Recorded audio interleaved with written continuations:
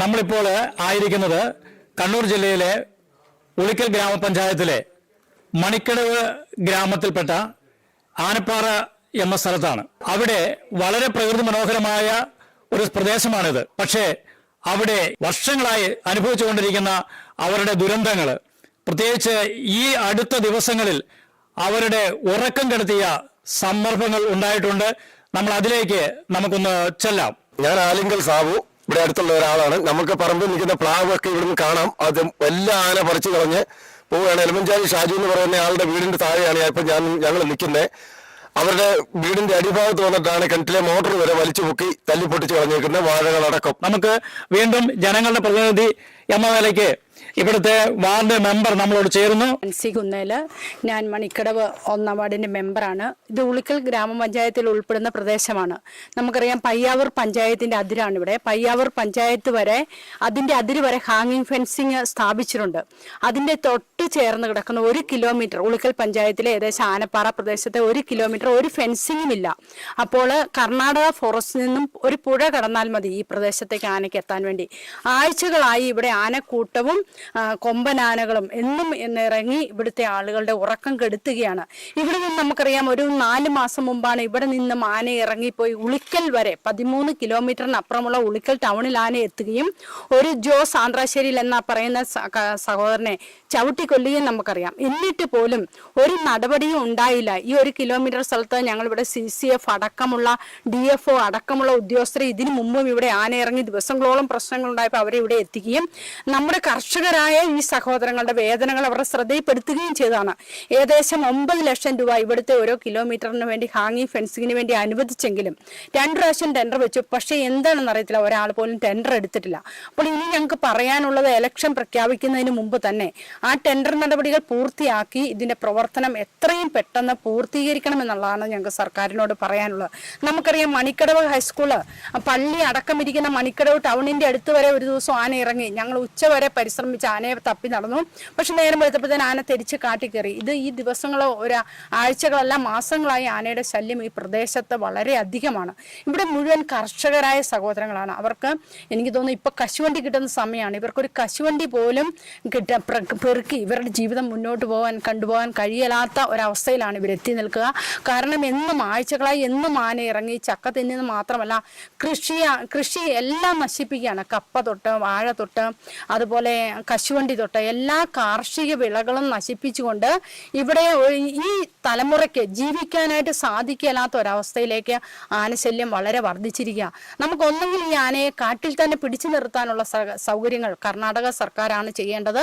എങ്കിൽ പോലും കേന്ദ്ര സർക്കാരിന്റെ ശ്രദ്ധയിലും പെടുത്തി. ഇന്ന് നമുക്കറിയാം ഒരു മരണം സംഭവിച്ചിട്ട് കേരളത്തിൽ ഇങ്ങനെ എത്രയോ ആനശല്യം, കാട്ടുമൃഗങ്ങളുടെ ശല്യം കൂടെ മരണം ഇങ്ങനെ സംഭവിച്ചുകൊണ്ടിരിക്കുക. ഞാനിത് നേരത്തെ തന്നെ പറഞ്ഞിട്ടുണ്ട്. ഇനിയും ഒരു മരണം സംഭവിക്കുന്നവിടെ ഈ പ്രദേശത്തോടെ ആന ഇറങ്ങാൻ ഏറ്റവും കൂടുതൽ സാധ്യത. ഉളിക്കല് വരെ ആന എത്തിയിട്ട് ഇവിടെ ഒരു അടിയന്തരമായിട്ട് ഒന്നും ചെയ്യേണ്ട ഒരു കാര്യങ്ങളും ഒരു മരണം സംഭവിച്ചിട്ട് പോലും ചെയ്തിട്ടില്ല. ഇനി ഒരു മരണം ഉണ്ടാകുന്നതിന് മുമ്പ് അടിയന്തരമായി ഇതിനകത്ത് ശ്രദ്ധ പതിപ്പിക്കുകയും ഈ പ്രദേശത്ത് ചെയ്യേണ്ട കാര്യങ്ങൾ സർക്കാരിന്റെ ഭാഗത്തുനിന്ന് ചെയ്യണമെന്ന് മാത്രമാണ് അറിയാനുള്ളത്. ഇത് സർക്കാരിന്റെ അടിയന്തര ശ്രദ്ധ ഈ കാര്യത്തിൽ പതിയണം എന്ന് ഒരിക്കൽ കൂടി ഓർമ്മിപ്പിക്കുകയാണ്. ഇത് ഒരു വീട്ടമ്മ നമ്മളോട് ചേരുന്നു. നമുക്ക് അവർക്ക് പറയാനുള്ളത് എന്താണെന്ന് കൂടെ നമുക്ക് കേൾക്കാം. എൻ്റെ പേര് ഇലവങ്കച്ചാലിൽ ജോയിസിയാണ്. ഈ വീട്ടിലാണ് ഞാൻ താമസിക്കുന്നത്. ഇവിടെയാണ് ഞങ്ങളുടെ വീട്ടിലാണ് ഈ വാഴയും മോട്ടറും ഇതൊക്കെ കളഞ്ഞേക്കുന്നത്. ആന സ്ഥിരമായിട്ട് വരിക പതിവാണ്.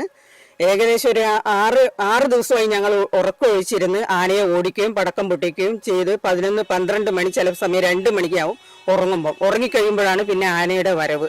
7ാമത്തെ ദിവസം ഞങ്ങൾ എല്ലാവരും ഉറങ്ങിപ്പോയി. അപ്പോഴാണ് ഈ ആന കൂട്ടത്തോടു കൂടി ഒരു ചാലിലേക്ക് കൂടെയല്ല വരുന്നത്, പല ചാലിലേക്ക് കൂടെ പല സ്ഥലങ്ങളിലേക്കൂടെയാണ് ആനകൾ വന്ന് എല്ലാം നശിപ്പിക്കുന്നത്. ആദ്യം പറമ്പിൽ വന്ന് ഈ വാഴയൊക്കെ തിന്ന് എല്ലാം പൊട്ടിക്കേണ്ടതും ചവിട്ടി പൊട്ടിക്കേണ്ടതും കപ്ലാവ് എല്ലാം പൊട്ടിച്ചു കഴിഞ്ഞ് പ്ലാവ് വന്ന് വട്ടം പിടിച്ച് കുലുക്കി ഒരു 10-30 ചക്കയെങ്കിലും ആന തിന്നിട്ടുണ്ടാവും. ഒരു 7-8 പ്ലാവിലെ ചക്കയെല്ലാം പിടിച്ച് കുലുക്കിയിട്ട് അടുത്ത പറമ്പിലോട്ട് കയറി അവരുടെ വാഴയും സകലതും ആരാധനാലയം റോഡും അടുത്താണ്. ഈ അടുത്ത് പള്ളിയുടെ റോഡിന്റെയും അടുത്ത് ഈ ആന വന്നു. രാത്രി വണ്ടിയിൽ പോകുന്നവർ പോലും ആനയെ കാണുകയില്ല. എന്തെങ്കിലും ഒരു അപകടം സംഭവിച്ചു കഴിഞ്ഞാലേ ആരെങ്കിലും അറിയുകയുള്ളൂ. അല്ലാതെ ഇപ്പൊ എന്ത് പറയാനാണ്. ഈ ആനയും എന്നും ഇവിടെ ഞങ്ങളുടെ വീടിന്റെ പിറകിൽ വരെ ആനയ്ക്ക് വേലി വന്നിട്ടുണ്ട്. അത് പിന്നെ പൂർത്തിയാക്കും അടുത്ത വർഷം, അതായത് 2 മാസം 1 മാസം ഇങ്ങനെ പറഞ്ഞു പോകുന്നല്ലാതെ ഇതുവരെ യാതൊന്നും ചെയ്തിട്ടില്ല. ഇതിനൊരു നടപടി ഉണ്ടാകണം, എത്രയും പെട്ടെന്ന് ഉണ്ടാകണം എന്നാണ് എനിക്ക് പറയാനുള്ളത്. നമ്മളിവിടെ ഇവർ പങ്കുവെച്ചത് നമ്മൾ ശ്രദ്ധയോടെ കേൾക്കേണ്ടതാണ്. കാരണം ഇതെല്ലാം കാർഷിക മേഖലയിൽ ഉൾപ്പെട്ടിരിക്കുന്ന വീടുകളാണ്. എല്ലാവരും കൃഷിയെ ആശ്രയിച്ച് മാത്രം ജീവിക്കുന്നവരാണ്. അവർക്ക് ടാപ്പിങ്ങിന് സാധിക്കുന്നില്ല. പലരും വൈകിട്ടും രാത്രിയിലും പുലർച്ചെയൊക്കെയാണ് ടാപ്പിംഗ് നടത്തുക. നമുക്കറിയാം പകല് ടാപ്പിംഗ് സാധിക്കില്ല. പക്ഷേ ഇവർക്ക് ടാപ്പിംഗ് ചെയ്യാൻ സാധിക്കുന്നില്ല. കാരണം എപ്പോഴാണ് ആന എത്തുന്നതെന്ന് അറിയാൻ പറ്റുന്നില്ല. അതോടൊപ്പം തന്നെ അതുപോലെ തന്നെ ഇപ്പോൾ കശുവണ്ടി സീസണാണ്. കശുവണ്ടി കുറവാണെങ്കിലും ഉള്ള കശുവണ്ടി പിറക്കിയെടുക്കാൻ ധൈര്യമായിട്ട് പിറക്കിയെടുക്കാൻ പോകാൻ വേണ്ടി സാധിക്കുന്നില്ല. അതോടൊപ്പം തന്നെ കൃഷിയിടത്തിലുണ്ടാകുന്ന വാഴ, മറ്റ് കൃഷികൾ എല്ലാം ഇത് നശിപ്പിക്കുകയാണ്. വളരെ വർഷങ്ങളായി കൃഷി ചെയ്ത് തെങ്ങിന്റെ ഫലമുണ്ടാകുന്ന സാഹചര്യത്തിൽ ഇത് തെങ്ങ് കുലുക്കിയും പറിച്ചും ഇതിനെ നശിപ്പിക്കുകയാണ്. ഇത് ഇവിടുത്തെ കർഷകർക്ക് യാതൊരു വിധത്തിലും ജീവിക്കുവാൻ, മുന്നോട്ട് പോകാൻ പറ്റാത്ത സാഹചര്യത്തിൽ എത്തി നിൽക്കുകയാണ്. അതുകൊണ്ടാണ് ഈ കർഷകർ ആകെ ഭയന്നിരിക്കുന്നത്. ഇതാ ഒരു കൊച്ചുകുട്ടി നമ്മളോട് ചേരുന്നുണ്ട്. അവൾ ആകെ ഭയന്നിട്ടാണ് അവൾ നമ്മളോട് പറയുന്നത്. രാത്രി അവൾക്ക് സ്വസ്ഥമായിട്ട് ഉറങ്ങാൻ പോലും സാധിക്കുന്നില്ല എന്നുള്ള പറയുന്നത്. മോളെ, എന്താണ് ഈ ആനയൊക്കെ വരുമ്പോൾ മോൾക്ക് എന്താണ് തോന്നാറുള്ളത്? ആന ഇവിടെയൊക്കെ വരുമ്പോ ആന കാറും. അപ്പം നമ്മളാ വീട്ടിൽ ഉറങ്ങുന്ന നമ്മളൊക്കെ നെട്ടി എണീക്കുക. കാരണം എപ്പോഴാ കാടിൽ നിന്ന് ഇറങ്ങി വരിക അതൊന്നും അറിയത്തില്ല. ഇവിടുത്തെ കുറെ പേരൊക്കെ ഒറ്റയ്ക്ക് കിടക്കുക. അവർക്കൊക്കെ ഭയം ഭയങ്കരമായിട്ടുണ്ട്. ഇവിടുത്തെ കൃഷി എല്ലാം നശിപ്പിക്കുക. അപ്പം ഈ ആന വരാതിരിക്കാൻ എന്തെങ്കിലുമൊക്കെ ഒരു നടപടി എടുക്കണം. ഈ കൊച്ചു പറഞ്ഞത് നമ്മൾ ശ്രദ്ധിക്കണം പ്രിയപ്പെട്ടവരെ. ഈ കൊച്ചിന്റെ രോദന, കുഞ്ഞു മനസ്സിന്റെ ആ വേദനയാണ്. രാത്രി കിടന്നുറങ്ങാൻ പറ്റുന്നില്ല. ആനയുടെ ശബ്ദം കേൾക്കുമ്പോൾ ഞെട്ടി എഴുന്നേൽക്കുകയാണ്. ഇത് മനുഷ്യർ ജീവിക്കുന്ന ഒരിടമാണ് എന്ന് ചിന്തിക്കുക. സർക്കാരിന്റെ അടിയന്തരമായ നടപടികൾ ഇവിടെ ഉണ്ടായേ പറ്റൂ. ഇനിയും ആരെങ്കിലും ഇവിടെ ആനയുടെ ചവിട്ടേറ്റും കുത്തേറ്റും മരിക്കുന്ന ഒരു സാഹചര്യത്തിൽ വരെ എത്തിക്കുവാൻ ഇടയാക്കരുത് എന്ന് വളരെ വിനീതമായി ആവശ്യപ്പെടുകയാണ്. ഇതാ ഇനിയും ആൾക്കാർക്ക് നമ്മളോട് സംസാരിക്കാനുണ്ട്. ആനയുടെ ഈ ഒരു അവസ്ഥ വളരെ ദയനീയമാണ്. ഞങ്ങൾക്ക് ആർക്കും ജീവിക്കാൻ മേലാത്തൊരവസ്ഥയാണ്. ഇതിന് സർക്കാർ എന്തെങ്കിലും നടപടി ചെയ്തില്ലെങ്കിൽ ഞങ്ങളൊക്കെ എന്ത് ചെയ്യുമെന്ന അവസ്ഥയിൽ എത്തി നിൽക്കുകയാണ്. കാരണം രാത്രിയിൽ ഒന്ന് പുറത്തിറങ്ങാനോ എവിടെയെങ്കിലും ഒന്ന് പോയിട്ട് വരാനോ ഒന്നും സാധിക്കാത്ത അവസ്ഥയാണ്. റോഡിലെല്ലാം ആനയുടെ ശല്യമാണ്. ഒരു തരത്തിലും കൃഷി ചെയ്യാനോ പിന്നെ ഒരു ടാപ്പിങ്ങിന് പോകാനോ യാതൊരു അവസ്ഥയും സാധിക്കാത്തൊരു അവസ്ഥയിലേക്കാണ് കാര്യങ്ങൾ വന്നു നിൽക്കുന്നത്. വളരെ ഭീതിതമായ ഒരു സാഹചര്യത്തിലൂടെയാണ് കടന്നു പോകുന്നത്. ഈ പ്രദേശത്തു നിന്നും ഈ ആനയുടെയും കാട്ടുമൃഗങ്ങളുടെയും ശല്യം സഹിക്കവയ്യാതെ വീട് വിട്ട് ആൾക്കാർ ഇറങ്ങിപ്പോയി ശൂന്യമായി കിടക്കുന്ന വീടുകളിലേക്ക് നമുക്കൊന്ന് പോകാം. ഒരുപക്ഷെ ഇത് തന്നെയാണോ സർക്കാർ ആഗ്രഹിക്കുന്നതെന്ന് പോലും സംശയിച്ചു പോവുകയാണ്. ഇവിടെ ജീവിക്കാൻ സാധിക്കാതെ ഓരോ കുടുംബങ്ങള് തങ്ങളുടെ പുരയിടം ഉപേക്ഷിച്ച് കടന്നുപോയിരിക്കുന്നു. നമുക്ക് അവിടേക്ക് നീങ്ങാം. ഇവിടെ പല വീടുകളും നമുക്ക് അങ്ങനെ കാണാൻ സാധിക്കുന്നതാണ്. ഇതാ ഈ ഒരു ഭവനം. ഇതിനകത്ത് ഇപ്പോൾ ആൾക്കാർ താമസിക്കുന്നില്ല. കാരണം അവർ ജീവൻ പേടിച്ച് ഈ ഭവനം ഉപേക്ഷിച്ച് കടന്നുപോയിരിക്കുകയാണ്. ഒരുപക്ഷെ ഇതൊക്കെ തന്നെയാണോ സർക്കാർ ആഗ്രഹിക്കുന്നത് പോലും സംശയിച്ചു പോവുകയാണ്. നോക്കുക, നമുക്ക് ഈ ദൃശ്യങ്ങൾ കാണാൻ സാധിക്കുന്നത് എത്ര ആഗ്രഹത്തോടെയും എത്ര പ്രതീക്ഷയോടെയാണ് ഈ ഒരു ഭവനം അവർ പടുത്തുയർത്തിയത്. എന്നാൽ ഇന്ന് അതിനകത്ത് സമാധാനത്തോടെ കിടന്നുറങ്ങാൻ സാധിക്കില്ല. അങ്ങനെ അഥവാ കിടന്നുറങ്ങിയാൽ ജീവനോടെ എഴുന്നേൽക്കുവാൻ സാധിക്കില്ല എന്ന് പോലും അവർ തിരിച്ചറിഞ്ഞതിൻ്റെ പേരിൽ അവർ ഈ ഭവനം വിട്ട് ഇറങ്ങിപ്പോയതാണ്. ഇത് ഞങ്ങളുടെയൊക്കെ വാഴയാണ്. ഈ പറമ്പിൽ ഒത്തിരി പ്രാവശ്യം ഞങ്ങൾ തെങ്ങ് തൈ വെക്കും. ആന വന്ന് പറിച്ച് കളി. വെക്കുക പറിക്കുക അങ്ങനെയാണ് കൃഷി. ഓരോ പ്രാവശ്യം വെച്ച് ഫലം എടുക്കാറാകുമ്പോഴത്തേക്കും ആന കയറി വരും. തെങ്ങ് തൈകളാണെങ്കിലും അത് ചോടോടെ പിടിച്ച് കൂമ്പ് സഹിതം പിടിച്ച് മൊത്തം ഒടിച്ച് പെറുക്കി കളയുക, അങ്ങനെയൊക്കെ ഉള്ള പരിപാടികളാണ്. കൂട്ടത്തോടെ എത്തുന്ന ആനകളെ എല്ലാ തെങ്ങും തൈകളും തന്നെയാണ് പഠിച്ചു കളയുന്നത്. ഞങ്ങൾ ഒത്തിരി വർഷമായിട്ട് വെക്കുന്ന തെങ്ങും തൈകളാണ് ഇത്. ഇപ്പം പെട്ടെന്ന് ഇങ്ങനെ റോഡിലേക്ക് കയറും. റോഡിൽ കയറിയ ഇത് ഒത്തിരി യാത്രക്കാരൊക്കെ പോകുന്ന റോഡുകളാണ്. അവർക്കൊന്നും ഇതിനെപ്പറ്റി അറിയത്തില്ല. ആന കയറുമോ ഇല്ലയോ എപ്പോഴാണ് വരുന്നതെന്നൊന്നും. ഒരു മനുഷ്യന് എന്തെങ്കിലും പറ്റിയിട്ട് പറയുന്നതിന് മുമ്പ് ഒരു കുറച്ച് സ്ഥലത്തേ ഉള്ളൂ. ഒരു ആന വലി വരുവാണെങ്കിൽ എല്ലാവർക്കും സമാധാനത്തിൽ കിടന്നുറങ്ങാം. ഇപ്പോൾ ഇവിടെ ഫോറസ്റ്റുകാർ വന്ന് പടക്കം പൊട്ടിച്ചിട്ട് പോകുന്നു. ഈ രാത്രിക്ക് ഇതുങ്ങളാണേലും ഒന്ന് പൊട്ടിക്കേണ്ട കാര്യമൊന്നുമില്ല. ഈ ഒരു വേലി വന്നിട്ടുണ്ടെങ്കിൽ ഈ പ്രദേശത്ത് ഒത്തിരി സമാധാനം കിട്ടുന്ന ആൾക്കാർക്ക്. ഈ പ്രദേശത്തെ എല്ലാം നാട്ടിൽ തന്നെ കിട്ടുന്നതാണ്. ഇവിടെ നിന്ന് ഇറങ്ങിയിട്ടാണ് ആനകൾ ഇപ്പം ഉളിക്കിലേക്കൊക്കെ ആണെങ്കിലും പോയിരിക്കുന്നത്. ഇനി ഇത് അവിടെ നിന്നെല്ലാം ഓടിച്ചു വിട്ട് കഴിയുമ്പോൾ ആന കൂട്ടത്തോടെ പിന്നെ റോട്ടിലിറങ്ങും. ഇത് ഞങ്ങളുടെ ഈ സ്ഥലം മാത്രമായിരിക്കില്ല ഇനി പോകുന്നത്. ഇനി പുറത്തോട്ട് തന്നെ ഇറങ്ങും. ടൗണിലേക്കൊക്കെ ഇറങ്ങും. എത്ര പേരുടെ ജീവൻ ആപത്ത് വരുന്നതെന്ന് ഇനി പറയാൻ പറ്റത്തില്ല. നമ്മൾ നിൽക്കുന്ന ഈ വീടിന്റെ സമീപത്തുകൂടിയാണ് നമ്മളിപ്പോൾ കടന്നു പോകുന്നത്. ആന കയറി ഇറങ്ങി കൃഷിയിടത്ത് നാശങ്ങൾ വിതച്ച് കടന്നുപോയ ആ ഒരിടം നമുക്ക് നോക്കുക. ഇത് ഈ മെയിൻ റോഡുമായിട്ട് ഒരു 10-50 മീറ്റർ മാത്രമേ അകലമുള്ളൂ. ഇത്ര അടുത്താണ് മെയിൻ റോഡ്. അപ്പോൾ ഈ കാട്ടിൽ നിന്നും ആന കടന്നു വന്ന് ഈ പുഴ കടന്ന് വന്ന് ഈ പ്രദേശത്തോടെ കടന്ന് റോഡിലൂടെ ആന സ്വച്ഛന്തമായി നടന്നു പോകുന്ന ഒരവസ്ഥ ഇവിടെ ഉണ്ട്. അതുകൊണ്ടാണ് ഇവർ പറയുന്നത് ആ 1 കിലോമീറ്റർ ദൂരത്തിലുള്ള ആനവേലി അടിയന്തരമായി പൂർത്തീകരിക്കണം എന്ന്. അത് പൂർത്തീകരിച്ചാൽ ഇവിടുത്തെ ജനങ്ങൾക്ക് സമാധാനത്തോടെ കിടന്നുറങ്ങാൻ സാധിക്കും. അതുമാത്രമാണ് അടിയന്തരമായി ചെയ്യേണ്ട പ്രതിവിധി എന്ന് അവർ പറയുന്നു. നമുക്ക് ഈ പ്രദേശവാസികളുടെ യുവജനങ്ങളിൽ നിന്നും നമുക്ക് ഇനിയും അവർക്ക് നമ്മളോട് പറയാനുള്ളതും കൂടെ നമുക്കൊന്ന് കേൾക്കാം. പയ്യാവൂര് പഞ്ചായത്തിനോട് ചേർന്ന് കിടക്കുന്ന ഒരു പ്രദേശമാണിത്.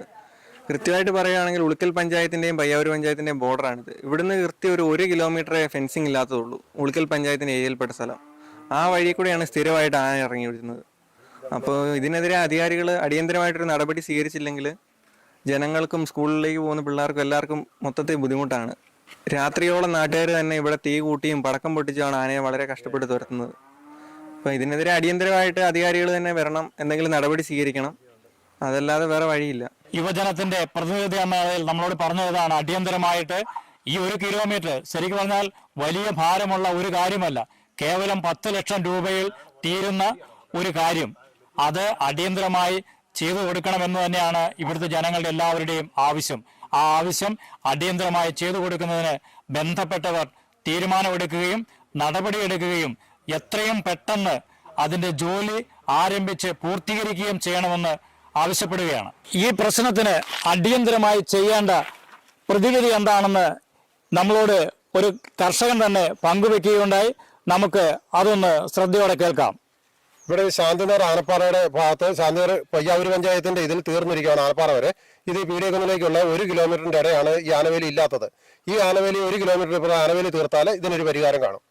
അത് എത്രയും വേഗം സർക്കാരോ ഇതിന് നടപടി തീർക്കണമെന്നാണ് ഞങ്ങൾ പറയുന്നത്. അതിന് എത്ര ചെലവ് വരുമെന്നാണ്? ഒരു 10 ലക്ഷം രൂപയോളം ചെലവ്, ഏറ്റവും കൂടിയത് 10 ലക്ഷം രൂപയേ വരുള്ളൂ. ബാക്കി വന്നാൽ നാട്ടുകാർ പിരിവിട്ടായാലും എടുത്തോളാം. ഇത്ര ഒന്ന് ചെയ്തു തന്നാൽ മതി. അത് ജനകീയ കമ്മിറ്റിയോ ഇവിടെ എല്ലാവരുടെ കൂടി അത് ചെയ്തോളാം. ബാക്കി ഇതിന് ജോലിക്കാരെ ഒന്നും നിർത്തേണ്ട. അതിന്റെ വള്ളിയോ ഇത് കമ്പോ ഒക്കെ ഞങ്ങൾ തന്നെ നോക്കി ഇത് തീർത്തോളാം. പയ്യാവൂര് പഞ്ചായത്തിലൊക്കെ അവർ തന്നെ ശമ്പളത്തിന് ആളെ വെച്ചേക്കുവാ ഇത് നോക്കാനായിട്ട്. ഇതൊന്നും വേണ്ട, ഞങ്ങൾ തന്നെ നോക്കിക്കോളാം. ഇത് ഇവിടെ ഈ കർഷകൻ ഗുഡ്നസ് ടിവിയോട് പറഞ്ഞത് ഇതാണ്. ഏകദേശം 1 കിലോമീറ്റർ താഴെ ഇവിടെ ആനവേലി നിർമ്മിച്ചിട്ടില്ല. 2 വശത്തു നിന്നും വന്ന് ഇവിടെ ആനവേലി പൂർത്തീകരിക്കുവാൻ വേണ്ടി ഏകദേശം വേണ്ടത് 1 കിലോമീറ്ററാണ്. അതിന് ആവശ്യമായ ചെലവെന്ന് പറയുന്നത് 10 ലക്ഷമാണ്. അതിലധികം വന്നാൽ ഇവർ എടുക്കാമെന്നും ഇനി വേണമെങ്കിൽ ഇവർ ജനകീയ കമ്മിറ്റി രൂപീകരിച്ച് ആവശ്യമായത് ചെയ്യാമെന്ന് പോലും ഈ കർഷകർ പറയുന്നു. അതിന്റെ പിന്നീടുള്ള തുടർന്നുള്ള മെയിൻ്റനൻസും ഇവർ തന്നെ ചെയ്യാം, അതിന് ഇവർ സന്നദ്ധരാണ്. പക്ഷേ ഈ 1 കിലോമീറ്റർ ദൂരം ഈ ആനവേലി നിർമ്മിക്കുന്നതിന് ആവശ്യമായ നടപടികൾ അടിയന്തരമായി സർക്കാർ ഇടപെട്ട് തീരുമാനമെടുത്ത് അത് വാക്കാലല്ല പ്രവൃത്തിയാൽ എത്രയും പെട്ടെന്ന് ഇവർക്ക് സാധ്യമാക്കി കൊടുക്കണമെന്ന് ഗുഡ്നസ് ടിവി വളരെ ശക്തമായി സർക്കാരിനോട് ആവശ്യപ്പെടുകയാണ്. ഇനിയൊരു ദുരന്തം ഇവിടെ ഉണ്ടാകരുത്, അതിനുവരെ കാത്തു നിൽക്കരുത്. ഇനിയും ഈ ആനയുടെ അഴിഞ്ഞാട്ടം ഈ കൃഷിയിടങ്ങളിൽ ഉണ്ടാകാതിരിക്കുവാൻ അടിയന്തരമായി ശ്രദ്ധ പതിപ്പിച്ചേ പറ്റൂ. ബന്ധപ്പെട്ടവർ ഉണർന്ന് പ്രവർത്തിക്കണമെന്ന് വളരെ വിനീതമായി അഭ്യർത്ഥിക്കുകയാണ്. ഇത് ഈ ജനത്തിന്റെ ജീവിക്കുവാനുള്ള അവകാശമാണ്. അതിജീവനത്തിന് വേണ്ടി ഈ ജനം കേഴുകയാണ്. ഈ സ്വരം നിങ്ങൾ കേട്ടേ പറ്റൂ. നിർബന്ധമായിട്ടും അടിയന്തരമായി ഉണർന്ന് ഏത് തലങ്ങളിലാണോ തീരുമാനം വേണ്ടത് അത് ഇവിടെ നടപ്പാക്കണം, നടപ്പാക്കിയേ പറ്റൂ. അതിനുവേണ്ടി എല്ലാവരുടെയും ശ്രദ്ധ ഉണ്ടാകണമെന്ന് മാത്രം ഓർമ്മിപ്പിക്കുകയാണ്.